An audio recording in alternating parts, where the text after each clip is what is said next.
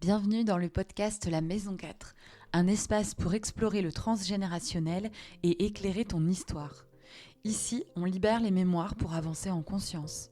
Je te partage des clés et des réflexions pour mieux comprendre ton histoire familiale et personnelle et t'accompagner dans ta transformation.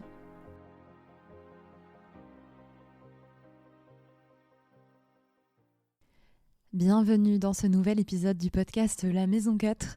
Alors c'est un épisode un petit peu particulier puisqu'il n'y a pas eu d'épisode la semaine dernière et cette semaine il sort en retard. Donc il sort là aujourd'hui, jour de sortie, en tout cas c'est le vendredi au lieu du mercredi.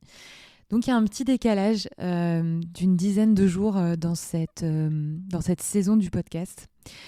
Tout simplement parce que, alors peut-être vous le savez déjà si vous me suivez sur Instagram ou si vous êtes abonné à ma newsletter, puisque j'en ai un petit peu parlé ces derniers jours. J'ai perdu mon papa il y a une dizaine de jours maintenant, donc bientôt 2 semaines en fait. Et ça a été un départ très soudain. C'est pas le genre de départ auquel on se prépare. Alors même si je pense qu'on n'est jamais vraiment préparé à perdre les personnes qu'on aime, mais c'est vrai que parfois il y a des contextes dans lesquels, voilà, il y a un certain âge ou peut-être une maladie ou des conditions. Voilà, on est un petit peu comme ça. Dans la préparation de ce moment-là, même si ça n'empêche pas que ce soit difficile quand le moment est venu. Et là, sans rentrer évidemment dans les détails, mais c'était pas du tout le cas. C'était quelque chose de soudain, de brutal, et ça nous a tous laissés un petit peu sous le choc. Donc voilà, j'ai eu ce besoin du coup de commencer doucement à intégrer, puisque évidemment, j'ai pas la prétention de dire que ça y est, le deuil est fait et que tout est complètement intégré. Donc c'est aussi un podcast que je partage un petit peu à chaud de ce qui se passe pour moi en ce moment. Mais en tout cas, j'ai laissé les choses se déposer. Voilà, les démarches qu'on connaît après la perte d'un proche, les démarches tout de suite derrière, en tout cas, les plus urgentes, ont été faites aussi. Et là, voilà, je sens que tout doucement, cette expérience commence à se déposer. Et il y a quelque chose, en tout cas, ici que j'avais envie de partager parce que il y a des mots qui me sont venus quelques jours après avoir perdu mon père, des mots que j'ai partagés dans un post sur Instagram et puis dans ma newsletter. Et j'ai reçu beaucoup, beaucoup de retours suite à ces mots. Alors évidemment, des retours et des mots de soutien dans ce que je vivais, dans ce que j'étais en train de traverser, mais aussi des partages de ces mots qui ont pu, pour certaines, être inconfortables ou qui ont pu provoquer aussi une forme de déclic de quelque chose qui n'était pas évident à entendre et dont on n'avait pas forcément envie d'avoir conscience. Et je me suis dit que j'avais envie de garder une trace ici aussi de ces mots, de ce que cette expérience m'amène, et puis de l'élargir en fait plus globalement sans rester bloqué sur ma propre expérience. L'idée ici, c'est vraiment pas d'utiliser ce que je suis en train de vivre pour créer du pathos ou pour m'étaler en fait sur ma vie. C'est vraiment pas ça, c'est simplement que ce que je partage ici, la façon dont j'accompagne toutes mes prises de conscience en fait dans ma vie privée, dans ma vie personnelle, elles enrichissent et elles transforment aussi ma vision des choses et la façon dont j'accompagne. Et donc c'est un événement, une expérience qui certes est personnelle et encore une fois sur laquelle je n'ai pas envie de m'appesantir. Il y a des choses que évidemment je garde pour moi, pour mon intimité et pour l'intimité de notre famille. Mais c'est plutôt de prendre cette expérience et ce qu'elle m'amène euh, dans quelque chose de plus global et de le rapprocher de la façon dont je vous accompagne aujourd'hui. Et donc ces mots que j'ai partagés sur Instagram et dans ma dernière newsletter, en fait, ils sont venus assez spontanément. Ça a été, j'ai envie de dire, même pas une prise de conscience parce que c'est quelque chose qui était déjà là depuis un moment, mais qui m'a encore plus sauté aux yeux et que j'avais vraiment besoin à ce moment-là de poser et de partager. Parce qu'il y a quelque chose presque qui partait d'une...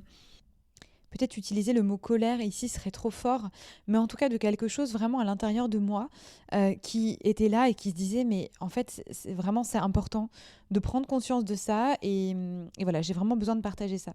Donc ces mots, je vais pas faire durer le suspense, mais finalement ils viennent aussi d'une des choses que j'ai entendues en constellation et que je transmets aujourd'hui aussi dans ma manière de faciliter les constellations, c'est on ne doit rien à nos parents si ce n'est le fait de nous avoir transmis la vie. Et En fait, au début, cette phrase-là, j'ai pu avoir un petit peu de mal à la comprendre, à saisir en tout cas ce qu'il y avait derrière. Et puis c'est devenu comme une évidence de en fait, hem, effectivement et attention, ça peut piquer un peu, mais nos parents nous ont transmis, finalement un cadeau et peu importe les raisons et la façon dans laquelle on est venu au monde et dans laquelle ils nous ont transmis ce cadeau, ils nous ont transmis la vie et en fait, il y a rien de plus beau, de plus précieux finalement que le fait de pouvoir être en vie. Ensuite, cette vie, évidemment, on vit des événements plus ou moins confortables, il se passe des choses, on fait des choix. Parfois, voilà, on vit aussi des situations évidemment très inconfortables. La vie, c'est pas que du beau et du rose, on est bien d'accord, mais la vie, c'est le mouvement, c'est la possibilité de vivre tout ça, d'apprendre de tout ça, de rencontrer des personnes, de vivre des expériences, etc. Donc, c'est quand même quelque chose de très riche, de très vaste et, à mon sens, en tout cas, de très précieux. Et c'est ce que nos parents nous ont transmis. Et quand bien même nos parents ne nous auraient transmis que ça, c'est-à-dire quand bien même j'aurais été abandonnée à la naissance, ou pas forcément abandonnée, mais en tout cas, mes parents ne se sont peut-être pas occupés de moi, ne m'ont peut-être pas apporté l'amour, le soutien que j'aurais voulu ou dont j'aurais eu besoin, ils m'ont quand même transmis la vie. Alors, est-ce que ça veut dire, que du coup, c'est pas grave tout ce que j'ai vécu et que, si j'ai été maltraitée, c'est pas grave? Non, c'est pas il s'agit pas de ça, en fait. Évidemment que tout est important, évidemment que ce que j'ai vécu et les blessures que j'ai pu vivre dans mon enfance, elles comptent. Il s'agit pas de les mettre sous le tapis et je le dis souvent. Pour autant, est-ce que je peux choisir de regarder la situation sous l'angle de: «Ils m'ont transmis la vie»? C'est pas: «Oui, mais ils m'ont transmis la vie, donc c'est pas grave, ça excuse et ça efface tout». C'est: «OK, j'ai vécu ça ou j'ai manqué de ça, mais quand bien même, mes parents m'ont transmis la vie» et est-ce que je peux remarquer, prendre en considération l'importance de cette vie? Et en fait, je vous partage ça parce que, encore une fois, sans rentrer dans les détails et j'ai pas envie ici de raconter ma vie, mais j'ai, j'ai eu une relation difficile avec mon père, une très grande partie de ma vie. Ça fait quelques années maintenant que les choses sont apaisées et que, je ressentais beaucoup moins de réactions quand j'étais avec lui et que, voilà, ce qui a pu se passer dans le passé justement, pour moi appartenait au passé.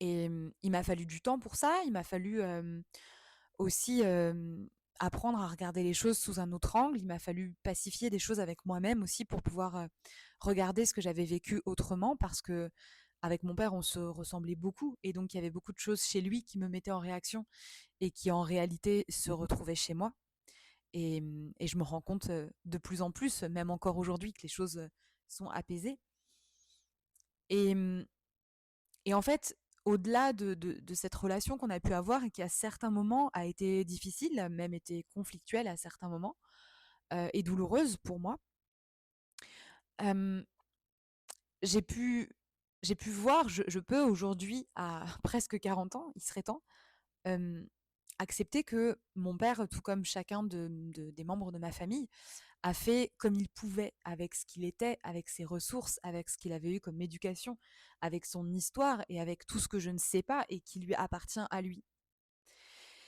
Et malgré tout ça, malgré ces difficultés, malgré, les difficultés qu'on a pu avoir ensemble, en fait, mon père m'a transmis la vie et ce fait tout bête de s'il n'avait pas été là, je ne serais pas en vie et je ne pourrais pas vous parler et enregistrer ce podcast, je ne pourrais pas vivre tout ce que j'ai à vivre, je ne serais pas devenue maman, je ne serais pas, voilà, thérapeute, peu importe, mais c'est vraiment de prendre conscience de ça, mais pas seulement de le comprendre, mais vraiment de l'intégrer, de le ressentir.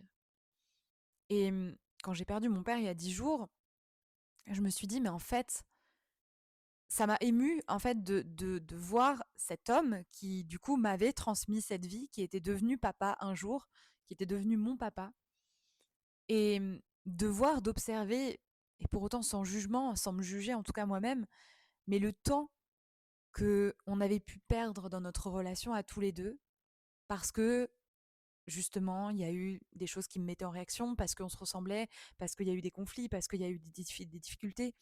Et en fait, c'est comme si pendant toutes ces années-là, il y avait eu comme un voile sur notre relation et que j'avais pas réussi à voir durant tout ce temps-là ce qui était vraiment important, ce qui comptait vraiment. Et ce qui compte, est-ce que c'est les rancœurs? Est-ce que c'est ce qui nous a manqué? Est-ce que c'est l'absence d'un parent? Est-ce que c'est des choses qu'on a vécues et qui, certes, existent, mais qui appartiennent au passé? Ou est-ce que ce qui compte, c'est que cet homme, cette femme, cette personne dans mon arbre, dans ma lignée familiale, m'a transmis la vie, a fait que je sois là aujourd'hui et que je peux vivre toutes ces magnifiques expériences que m'offre la vie sur Terre. Et je crois que, oui, il y a eu cette prise de conscience encore plus forte, en tous les cas, puisqu'elle était déjà là, de, de remercier ces êtres-là, peu importe où ils sont, peu importe ce qu'ils ont fait, peu importe ce qu'ils n'ont pas fait. La seule chose indéniable qu'ils aient fait, c'est qu'ils nous ont transmis la vie.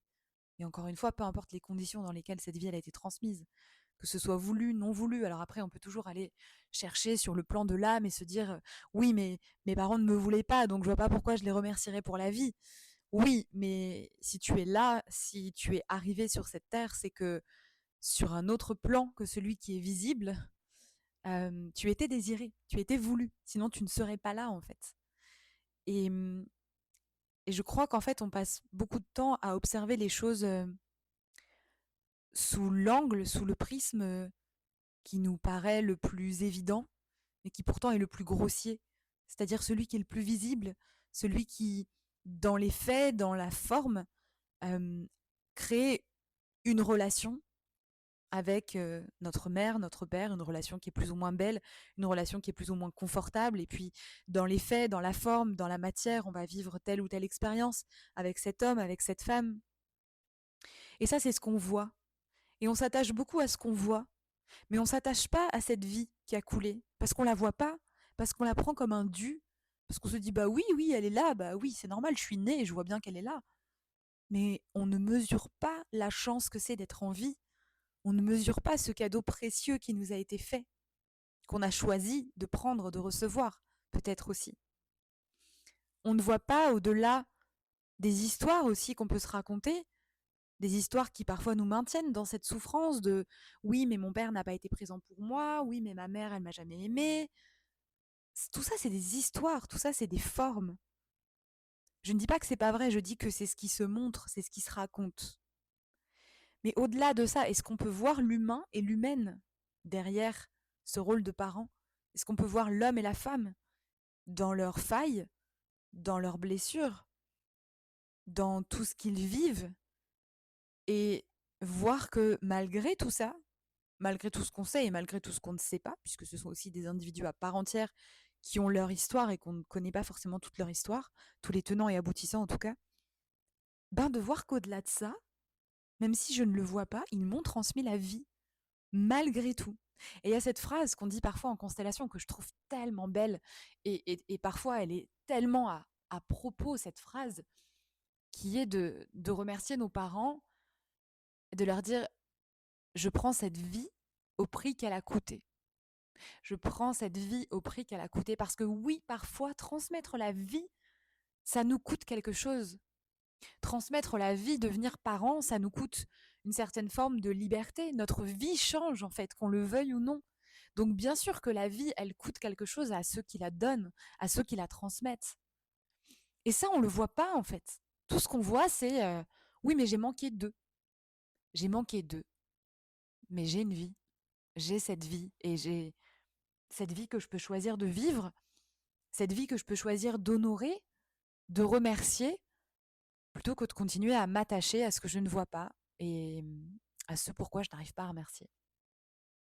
Voilà, je suis partie un peu loin. Voilà, je suis partie un petit peu en roue libre là, je sens sur cet épisode parce que comme d'habitude j'avais aucune note et que c'est vraiment spontané, mais je pense que l'essentiel du message que je voulais faire passer est là, et en tout cas qu'il complétera ma newsletter que je mettrai en description de cet épisode si vous avez envie de la lire, si vous n'êtes pas abonné. Et puis si vous n'êtes pas abonné, vous pouvez aller vous y abonner aussi.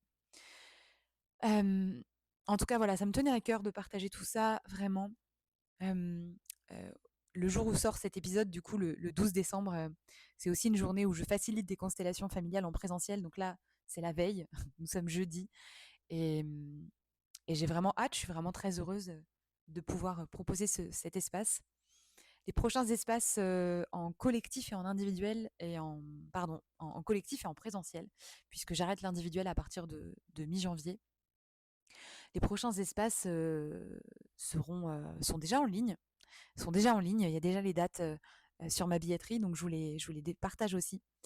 Je vous remercie d'avoir écouté cet épisode. N'hésitez pas à me partager vos commentaires, vos réactions, voilà, ce que ça vous a fait ressentir d'écouter tout ça. Et je vous dis à la semaine prochaine, j'espère sans faute, pour un nouvel épisode de podcast. À bientôt.